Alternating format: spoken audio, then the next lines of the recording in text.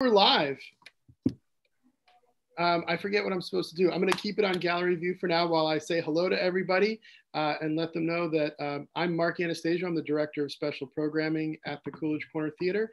Thank you all for joining us on YouTube or wherever else you're watching us for this conversation with Ben Mezrich, celebrating 10 years of The Social Network having been released. I hope everybody was able to track down and watch the film sometime in the last decade.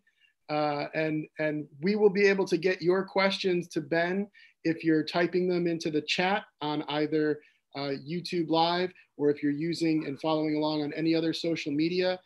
Ask your questions there and they will be sent to me so that I could get them to Ben. But without further ado, let's say hello to Ben Mezrich, everyone.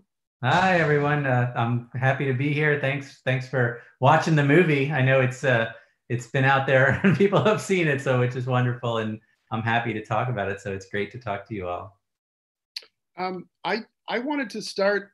I mean, at the very beginning, I think that the story of how this book came together is so cool, and I love the way that you tell it. Can you just let folks know how the story that became Accidental Billionaires first came to you? Yeah, I mean, it all happened by accident as well. So I was already a writer. I had done the book Bringing Down the House, which was made into the movie 21. And a lot of college kids had seen 21. So basically I was at home, and at 2 a.m. one night, I got this random email to my website, which said, my best friend co-founded Facebook and no one's ever heard of him. And so this was like 2007, 2008, somewhere in there. So Facebook was something, but it wasn't anything like it is today. I mean, not everyone had it. It was already growing, but it wasn't this explosion. And I'd never heard of anyone other than Mark Zuckerberg. So I went out for a drink with this guy, and in walked Eduardo Saverin. And Eduardo, he looked a lot like the Andrew Garfield character. I mean, not quite as good looking as Andrew Garfield, but he was that kind of guy. And he looked like he'd been kicked a few times. He was very unhappy.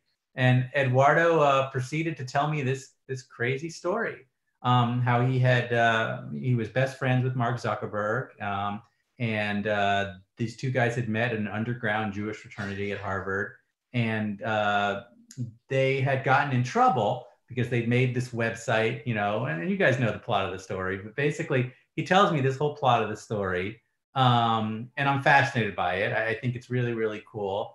And he continues on to talk about the Winklevoss twins and how it had all kind of fallen apart for him, how he had been kicked out of it. And I was excited. I was really thrilled. I like, this is a really cool story. And I proceeded to write a 14-page book proposal. And my book proposal, I sent it to my agent, and it leaked onto the internet. And so you remember a website called Gawker.com? Yes. Well, Gawker printed my whole book proposal, which I'd never seen before. And that day, all of this crazy stuff happened. I got a phone call from Aaron Sorkin, who had read my book proposal online and wanted to write this as his next movie. And I had also gotten a call from David Fincher, who had called and said he wanted to direct this movie. And these were two incredible things. The same moment, Eduardo Zuckerberg settled with Eduardo because Eduardo was caught up in this lawsuit with Mark. And it turns out, I found out later, that he was using me to try and get Mark to settle with him. So when my book proposal leaked onto the internet, Zuckerberg and Facebook settled with Eduardo for $5 billion. Wow. And on the top of the settlement agreement, it says you may never speak to Ben Mezrich again. So he cut off all contact with me. He broke up with his girlfriend because it was my wife's best friend. And he moved to Singapore, never to be heard from again, which I totally understand. For $5 billion, none of you would ever talk to me again. I don't think my parents would talk to me again. But anyways, all of this was going on. Aaron Sorkin calls, David Fincher calls. They're all excited to make the movie. David Fincher says, I only want to do it if we do it right now, because who knows if Facebook will be around in a year. Because you have to remember, this was like 2007, and MySpace was on the decline, and so nobody knew. So this was all great news, except for I hadn't actually written the book yet. So basically, I locked myself in a room at the Westin Hotel right around the corner from where I live in the Back Bay. And I wrote and I wrote and I wrote, and I was handing chapters Aaron Sorkin as I was writing the book, and I wrote the book in, gosh, it was weeks. You know, it was a matter of weeks, and then he wrote the screenplay in like 3 weeks, and it was just this phenomenal screenplay. So this was one of those weird situations where from the moment the movie was set up, the movie came out a year later. So it was a really crazy couple of years. And it was wild. You know, I haven't ever spoken to Eduardo since. He had to cut off all contact with me or he could lose his money. Other than that, yeah, I don't know what else is, to say about the origins, but the origin story of this movie was really out of the blue. I mean, I remember when I wrote the proposal, I sent it to some people and, the response was always, who's going to make a movie about Facebook, right? Because when you think about just Facebook, it doesn't sound like it would be a good movie. But then when you talk about this Shakespearean battle of these best friends and how they were torn apart, and Mark is such a unique character. And then you have, Sean Parker and you have the Winklevoss twins. I mean, how can you beat the Winklevoss twins, right? It's like they were invented for Hollywood. It really builds into this great thing. So it was just one of those weird, phenomenal moments. Yeah. What is the process? I mean, that's an unusual process to have you in an apartment churning out pages to your book, and then having Aaron Sorkin grabbing them and creating the screenplay from it. What was that like for you as a writer?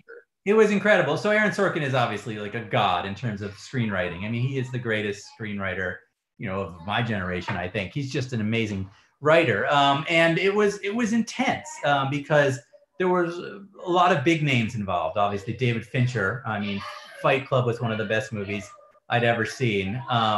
And so it was just one of these incredible things. But it was sitting in a room writing. I had done my research, so I had spent a lot of time with Eduardo, probably 6 months with Eduardo. I had spent a lot of time with Sean Parker. So I got to Sean because he was a fan of Bringing Down the House. So he was willing to talk to me. He actually tried to broker meetings with me and Mark Zuckerberg, but Zuckerberg refused to talk to me. I would send questions to Mark and then he wouldn't answer them. His publicity team was terrified of me. They knew I was talking to the Winklevoss twins. So the Winklevoss twins were kind of my ace in the hole. They became sources for me. We would meet like in Penn Station in New York, and they would hand me court documents and things to read that nobody had ever seen. And I became close enough to them to sort of get a lot of the story from that angle as well. So I had a lot of sources, and I really was able to build all the research together. But the writing was just this furious, crazy 6 to 10 pages a day kind of writing process. With Sorkin being such a powerhouse writer, was there anything that he did with his script that you raised an eyebrow at, that you said, oh, that's not, I wish it didn't go that way? Oh God, no. I mean, when I read Sorkin's script, it was like, wow. It was that moment in the opening scene where they're at the bar, and those were the first pages you read, and you're like, oh, holy shit, this is really good. I mean, it was one of those moments where you just feel chills because you know that this is a great movie. I mean, someone like that elevates it beyond a book writer's dream. Because when you sell a book to Hollywood, you really don't have any control at that point. Right. It could be made into a bad movie very easily, and you would have nothing to do with it. But you hand it to someone like Sorkin, and at least at some level, it's going to be great. But really, it elevated. I mean, I think everyone who saw that script, that first script, was just absolutely blown away and knew that there was, something really important going on here. And what was great about Sorkin was it didn't have to be about Facebook at all. The story wasn't even about, Sorkin didn't even know what Facebook really was when we first started this. I remember meeting with him the first time, and he had like a Mac Air, and he couldn't figure out how to hook it to the internet. I mean, he was walking around with it like this, and it was because that wasn't the important point. It could have been about anything. It was more about this entrepreneurship and these friends and all of those themes of the internet and what it really meant, the dark recesses of the internet. And all of that was important.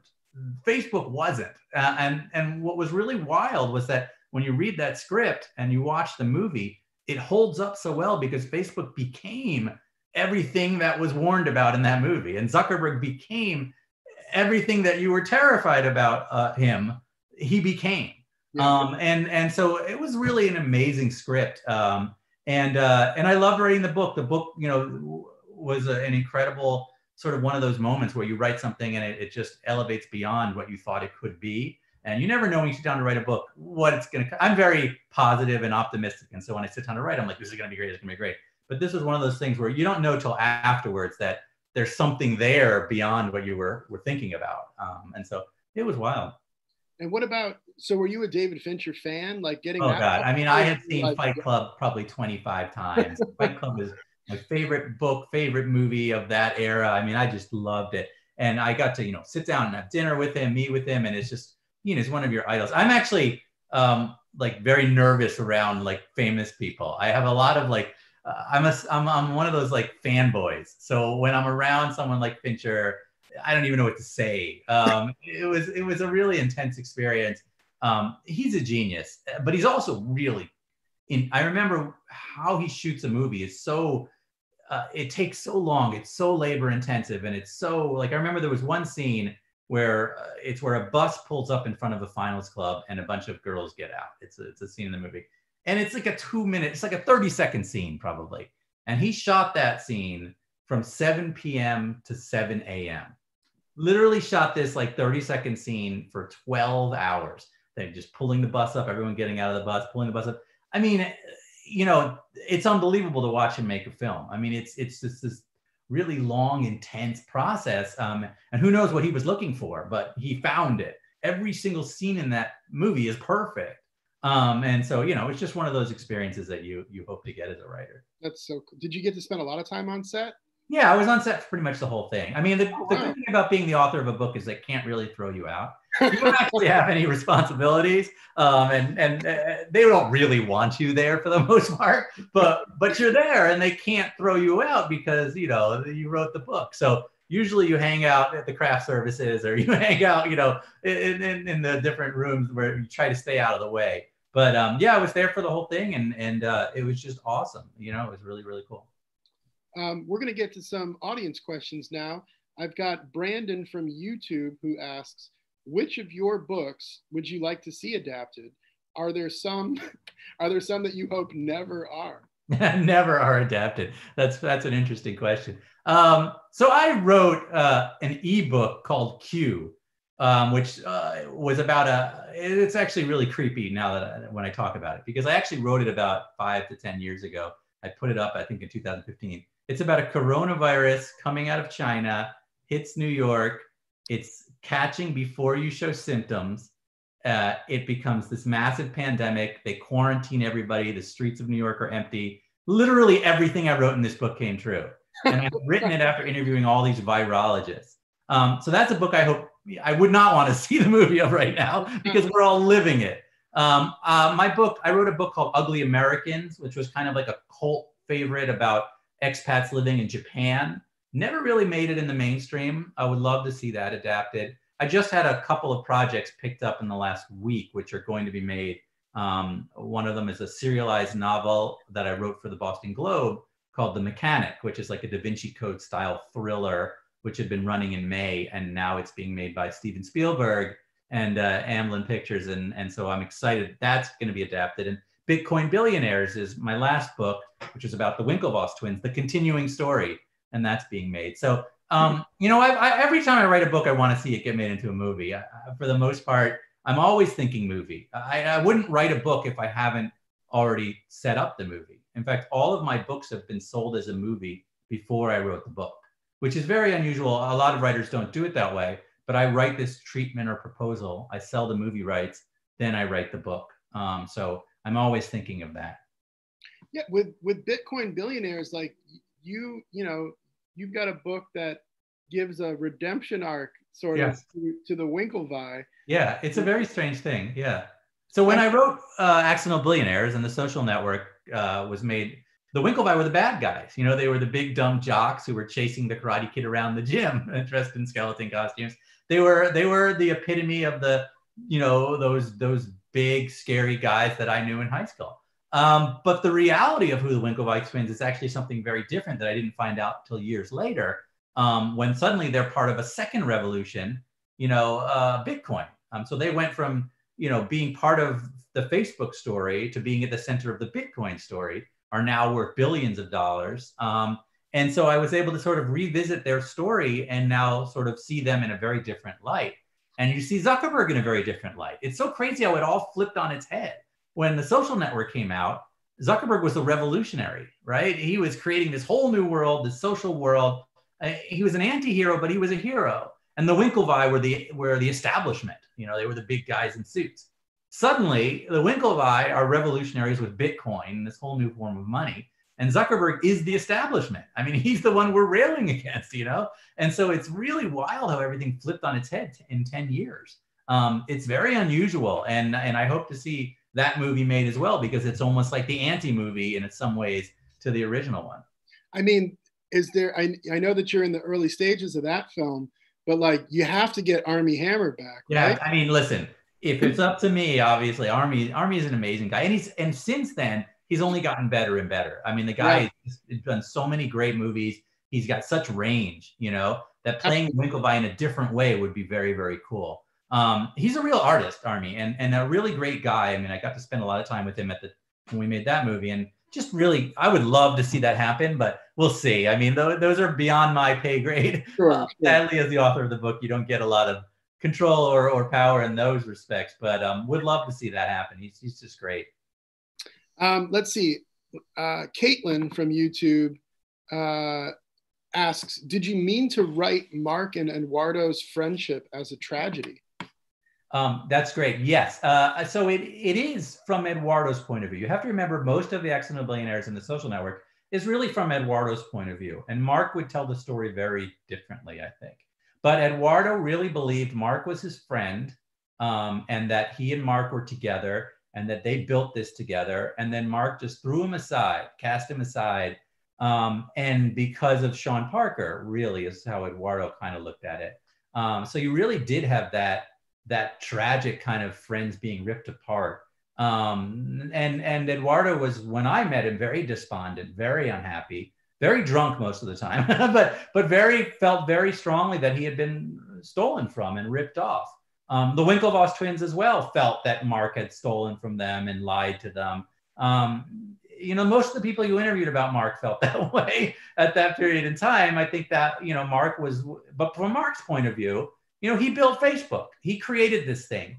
Everyone else, you know, was hanging around on his coattails trying to get a ride with him, but he was the genius behind Facebook. And, you know, you have to respect that as well. That's the way he sees it. But Eduardo really felt that he was betrayed. That was the word he used most of all. And that was the word we put into the subtitle of the book. And when that article came out in Gawker, that was the phone call I got from Facebook PR. Who is betrayed? What do you mean betrayed? That was the word that really set them off. But that was the crux of the story, was betrayal. So yes, I think in that respect, it's very much a tragedy. Let's see. JP from YouTube asks or says, it would be great to hear Ben's opinion on the amazing original score for The Social Network and his thoughts on how the music complements the story.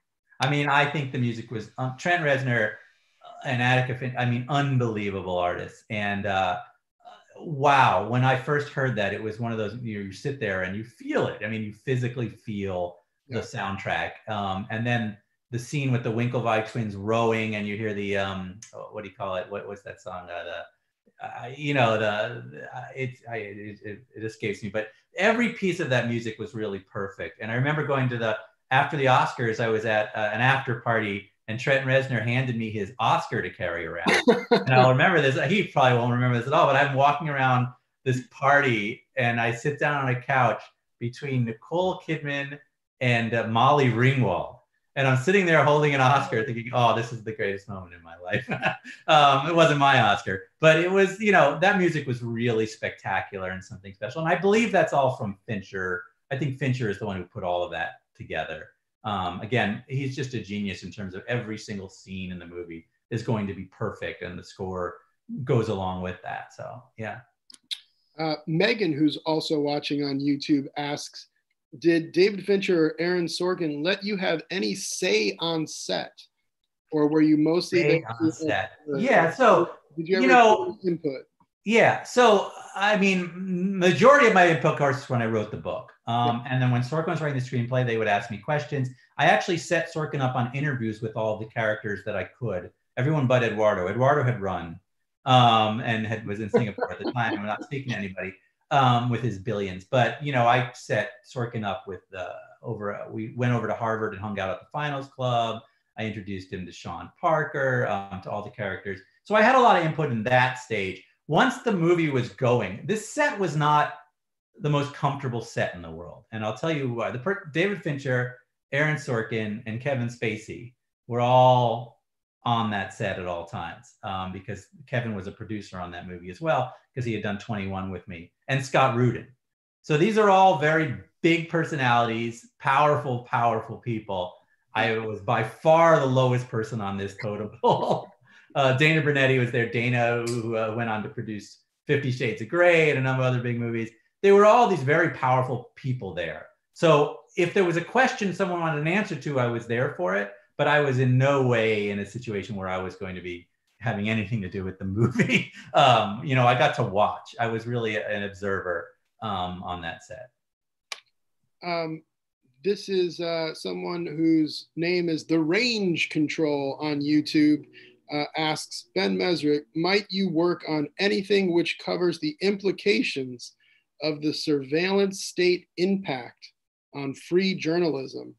I mean, that's a great question and a great area. I've definitely considered and been interested in doing a sequel to The Social Network, finding a way to get into what's happened with Facebook since then. I do know that, you know, Aaron Sorkin and Scott Rudin have both sort of said in different places that they'd be interested in doing something again, because what's happened with Facebook is kind of incredible. And so talk about the surveillance state. I mean, you know, Facebook is in our lives in so many ways. And it's not just Facebook. I mean, you could look at every internet company now, and we're all pretty much being watched all the time. Everything you say and you do is being recorded somewhere. And that's not necessarily a bad thing. Listen, in some ways, we all want to be famous. We all want to be on TV. Well, guess what? You're always on TV, whether you know it or not. Someone is always watching what you're doing. So you can be the star of your own movie all the time.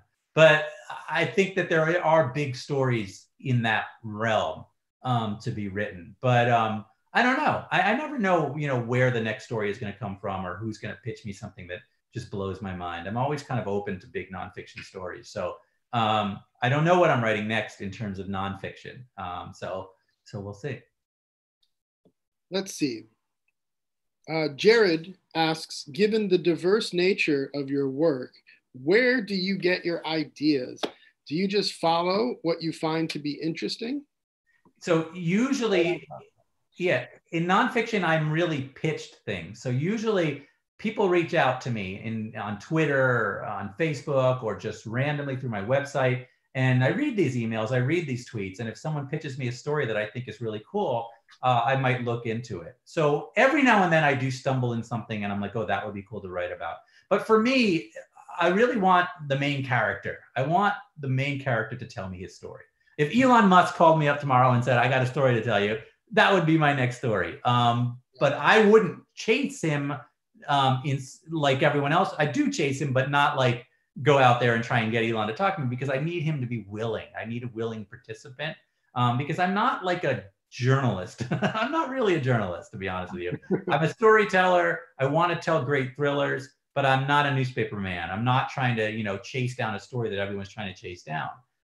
So for me, I need the main character to approach me for the most part. And so that's what happens a lot. I mean, I'll get random email and I'll look at it and be like, oh, this actually ends up being pretty cool, and dive into it and become a part of it. So I'm always looking for the next MIT blackjack team, because to me, it's the perfect story. 6 MIT kids who took Vegas for millions. You can't beat that. I got to go to Vegas every weekend and I got to write this story about this secret world. So I'm always looking for that, you know? That brings up a question that came in a little bit earlier.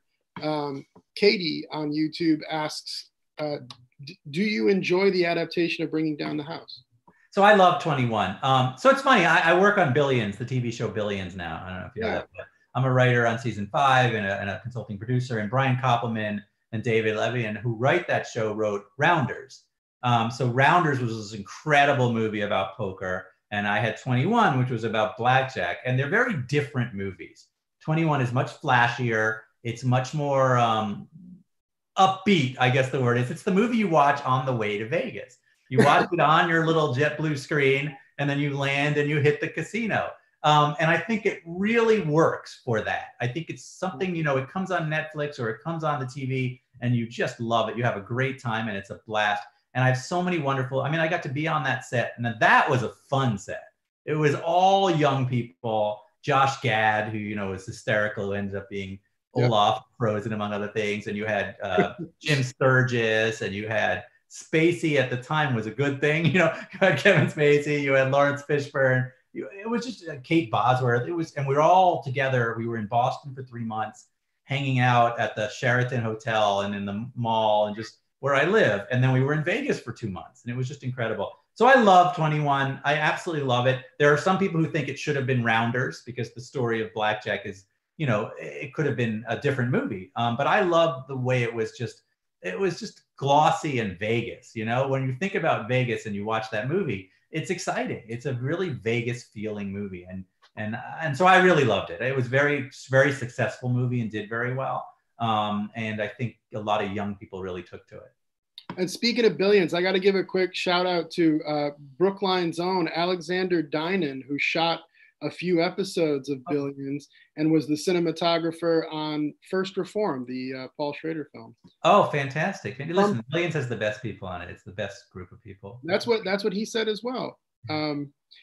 Let's see. Chris from YouTube, did Sean Parker's view of what happened align with Eduardo's version, or were there disagreements? That's a great question. So Eduardo very much disliked Sean Parker, felt that Sean Parker was a snake oil salesman, a showman, all of this kind of stuff.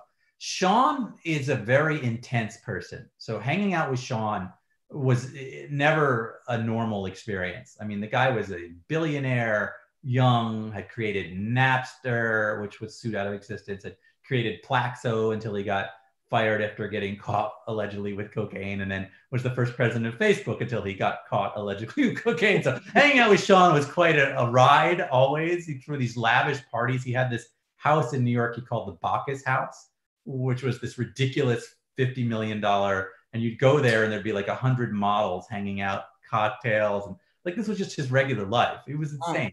But Sean really wanted to tell the story from that side. He wanted to get me with Mark. He really was instrumental in a lot of ways in the story. So they had very different opinions. Like, he and Mark maintained that Eduardo didn't come out to California because he wasn't serious enough, that Eduardo really was trying to sell ads when they didn't want to sell ads. They did not believe what Eduardo's vision of Facebook was Facebook. Because at the time, Mark didn't care at all about making money. He didn't care about money at all. And that's very true. Sean cared about money. Sean wanted this to be the billion-dollar company because that was cool. Sean's character was very well played by Justin Timberlake. I remember when I first heard the casting, Justin Timberlake, you're like, really? But then when you saw it, he was perfect. And then Sean started to look more and more like Justin Timberlake. And the next time I would see Sean, his hair was exactly like Justin Timberlake's. And he was dressed like Justin Timberlake. And suddenly they were becoming the same person in the period. So I think Timberlake played that character exactly as I knew Sean. In fact, that was the key to this whole movie. Every bit of casting was dead on. Jesse Eisenberg is more Zuckerberg than Zuckerberg. I mean, really. And Garfield as Eduardo was spot on, down to exactly what he would wear.